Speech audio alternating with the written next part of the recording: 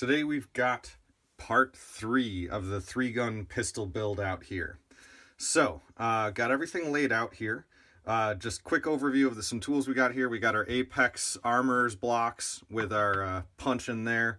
An extra Wheeler Engineering block. This is just handy dandy for just random little pieces here and there. We've got the Smith & Wesson M&P Pro Series 9mm ready to go.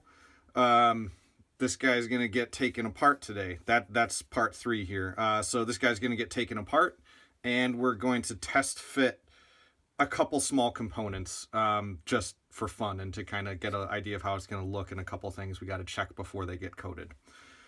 We've got a magazine with the Springer Precision base pad extension, the 140 millimeter extension. So it's legal for both 3-gun, practical class, as well as USPSA limited or limited 10 class. So we got that extension, and this is one of the things we'll be test fitting with the mag well. Sometimes the mag wells tend to rub at certain points around the extensions, so we'll test fit that and file down anything we need to on the mag well before it gets coated. All right, so I'm actually going to do a lot of this in stop motion or kind of fast motion, and just kind of have a couple parts that stop and explain what I'm about to do. There's a lot of other videos out there about the specifics of doing the takedown, especially if you look at Apex Tactical. They have very good instructional videos for installing all of their parts. So before we get started, quick review of things we got out here. Not all of this is happening today, but we got our competition spring kit, our reset assist mechanism, and the flat face forward set sear and trigger kit. So Apex on their competition spring kit says not for use with this kit, but I contacted Apex a while ago and they said it's okay, just don't use the sear spring from this kit. It makes it too light and basically becomes unsafe.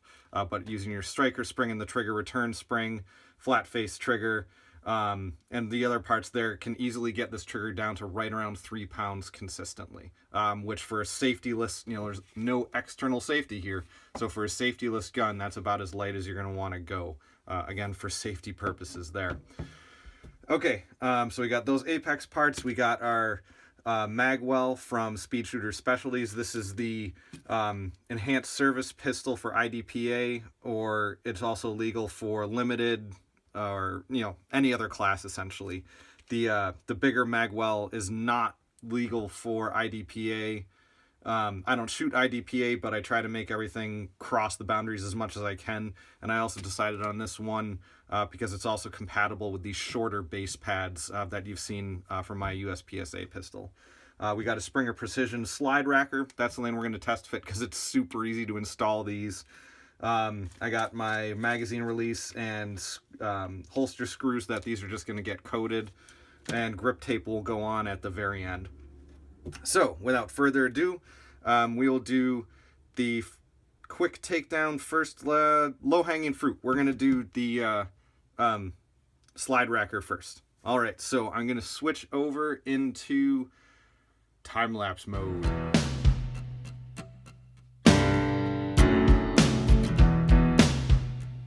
All right, so we sped up time real quick. So hopefully you can see how easy it is to switch this out. All you've got to do is remove your stock striker retaining pad plate at the back and install the new one. So we got that slide racker hanging out at the side. I'll do a quick reassemble on the upper assembly here. We'll put this back together. Obviously we're clear. Whoops, didn't get it lined up. My bad.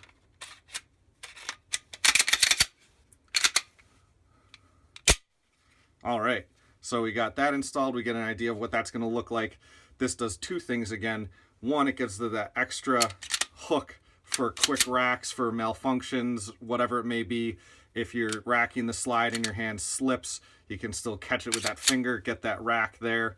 And then the other component, or the other part it does for us, is props the gun up just that little bit for a table start. You're going to see that more in USPSA than you're going to see in 3-gun, but I plan on using this in USPSA as well when I need to practice more for 3-gun anyway. So it opens up a little bit more space underneath that gun to help scoop it up into that hand there. So you'll see people at table starts kind of bear paw this thing really awkwardly, getting their gun off the table, when in fact you really want to try to scoop it up into the hand like that, and you can get immediately into that full firing grip there, okay? And just start shooting right away. So again, we got easier racking, even if you're racking a little more conventional style like that, pinch grip there, you're going to have a better grip, okay? So that's great. If you needed to as well, this hanging off, you could rack it on your belt, your boot, you know, anything like that. So yeah, there's that. So the next thing we're going to do a quick fitting on is the magwell. So that can take some banging sometimes to get it on there first. So again, we'll switch back to time lapse and go through that.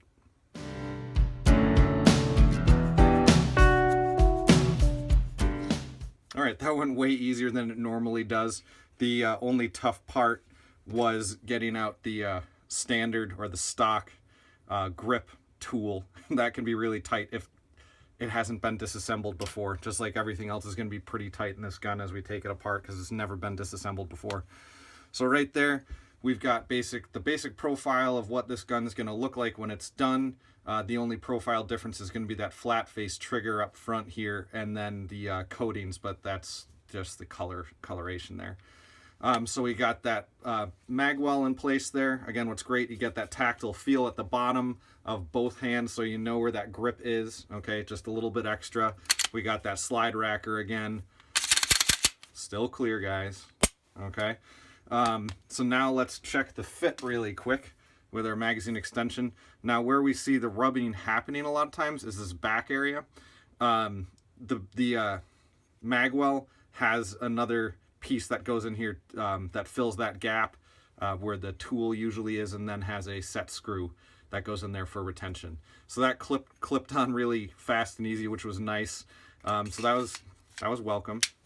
So that seated very well, and we're looking for that drop free.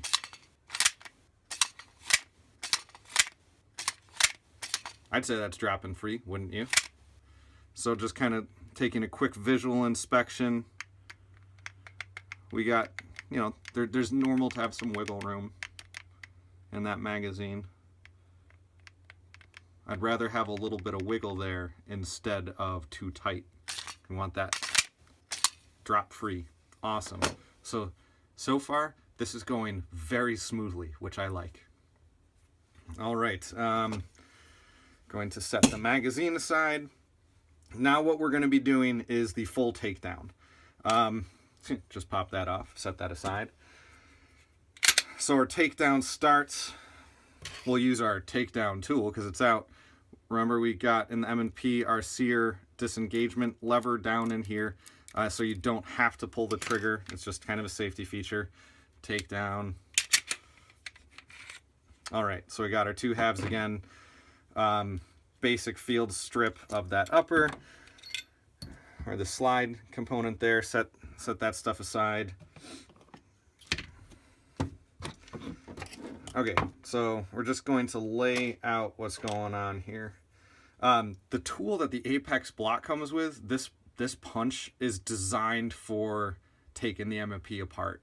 It is awesome. Like this punch alone is worth the price of the Armorer's blocks here. So if you've got M&P Glock, pretty much any other polymer frame pistol, get these tools. Oh my God, makes it fantastic for taking apart. Okay, so what we're going to do first is I'll take the striker assembly out again, really quick and easy, fortunately. Set that aside. You push your striker plunger, this guy, push that in to release the striker assembly. Here's our striker assembly, okay, with our spring. we'll probably install the new striker spring on this in this video too, because it's so easy. We'll set that aside up here. Okay, so this is almost completely taken down. The next thing we need to do for takedown, or the next couple things, we have to remove the rear sight, we have to remove the front sight, and we'll also be removing the extractor claw here.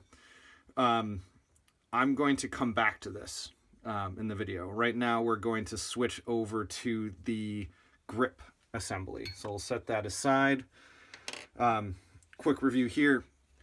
Because, again, this has never been disassembled before, I'll leave the grip in place, fine. These are going to be pretty tight, okay? When I disassembled my other pistol the first time, it took a lot of doing. I'm actually going to move my bench tools to the floor, okay? This bench bounces a little too much for how much I'm going to have to smack it to get these pins out. I might be wrong. These ones might drift out nice and smooth. But so we will take a quick break, and I'm going to set up, and then we'll do the quick time lapse.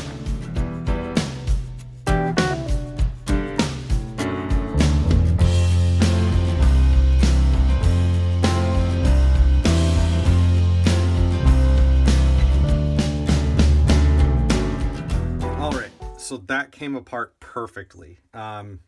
Fantastic. So you may have noticed how great the armor block and tray is. The tray here has a magnet underneath, so it catches those pins as you drive them through, and then we have our relief holes in here, so those pins just pop out. So you can see directionally our pins, so our striker block, and then our front housing, those pins are removed going left to right.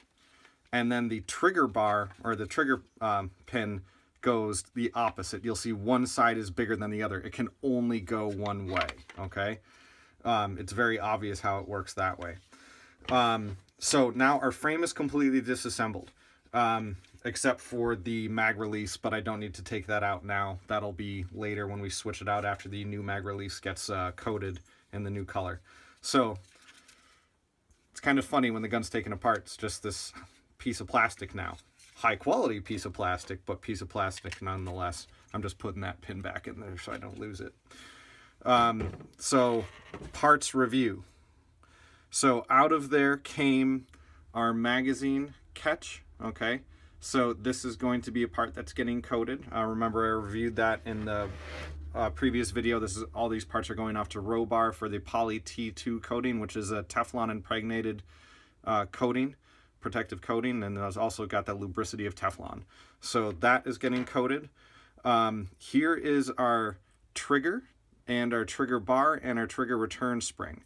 I will be putting in the new trigger spring came off. That's no big deal. We'll be putting in the new one in this video because it is relatively easy. I'm just trying to put this spring on here. Well, I'll just jam it in there, set it aside. So there's that. Our front block, there's a very, very little wire spring in here, okay? Be very mindful of the position of the spring. You may have noticed in the time lapse I took this out very slowly for that spring, so that will be set aside. This is going to be getting the NP3 coating, again from Robar, that Teflon impregnated. The takedown lever is going to be getting the Poly T2. So those parts there. Again, that NP3 back here. So our striker, not our striker block, our sear block in the back. You'll see the ejector, it just rests in here. Okay, so it can only go in one way. Don't worry about losing any springs when that pops out.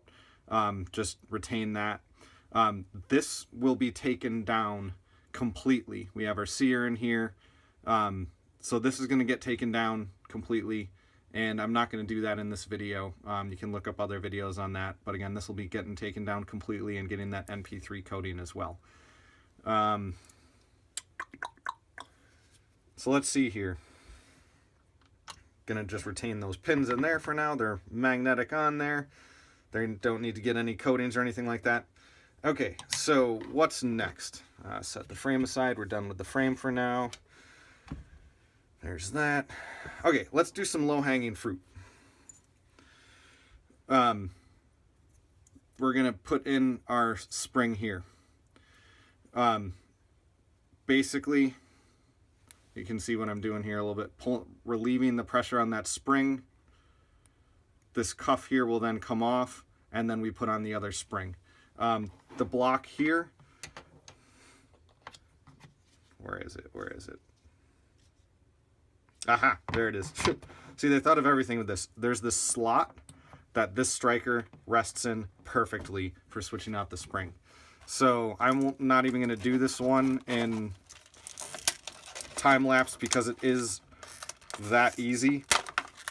We'll just open up our competition spring package, which is being annoying. Okay, for now, we'll set the rest aside. That'll be later. We got our competition striker spring. So again, I'm just using my hand, retracting that spring. The sleeve is going to come off. Make note of the position it came off in. I always set things down the way they came off. So it came off this way. I'm setting it down right here in the same orientation. Release that spring nice and easy. Set that aside. Your new spring, just reverse order there. Slide that spring over. Actually, I got to flip this around. If you notice, there's the double coil. Actually, no, that doesn't matter. I was thinking of something different. The direction really doesn't matter that much. Depress that spring, put on that collar, ease it back on, and there you go. So now your striker has that new spring on there. Very simple. Setting that aside. I'll put that there. I got to make a pile of parts that are not getting shipped. So there's those parts there. Not getting shipped. All right, this is the getting shipped pile. I'm going to move some of this stuff out of the way. The Apex RAM that'll come in to our block in the future when we get everything back. I'm going to set this little spring aside. Again, there's nothing retaining it, so you got to be very careful. Just setting that aside there. I'm going to put everything in little plastic baggies, little sandwich baggies. So again, this is getting shipped. Let's see here. There's that.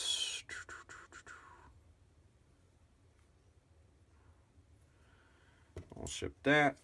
The barrel is going to be going off and getting coated as well. That's getting coated. Okay. It looks like we are on to the slide.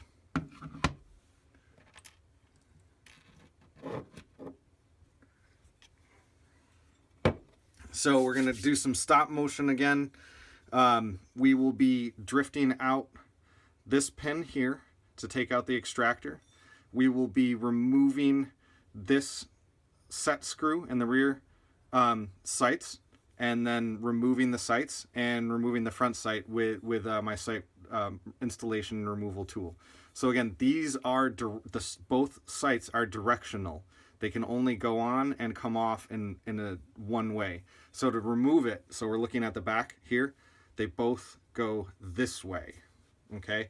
How I remember that is we have our striker block here. That gets retained until the very last minute or moment of drifting that out. Okay, so switching over to time lapse, and we'll take this.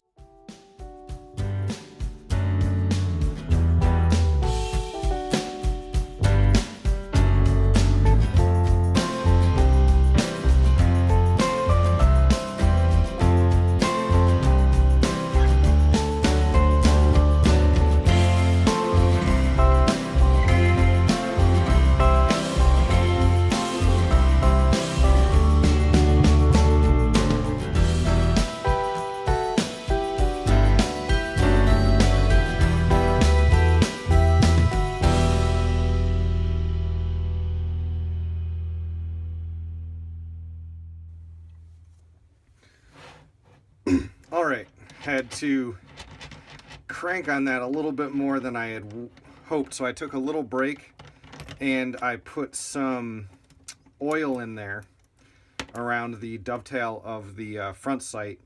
With that fiber optic front sight, it's a little hair-raising at times, torquing on it, or especially if you're doing this with a punch instead of a specific sight tool, you don't want to break that fiber optic. So really making sure everything is lined up perfectly well from the very beginning. So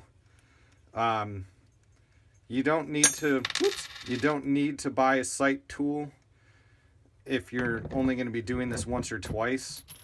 For me, obviously, it's an invaluable tool, but it does kind of guarantee a little bit better results and everything like that. Okay, so we now have a naked slide.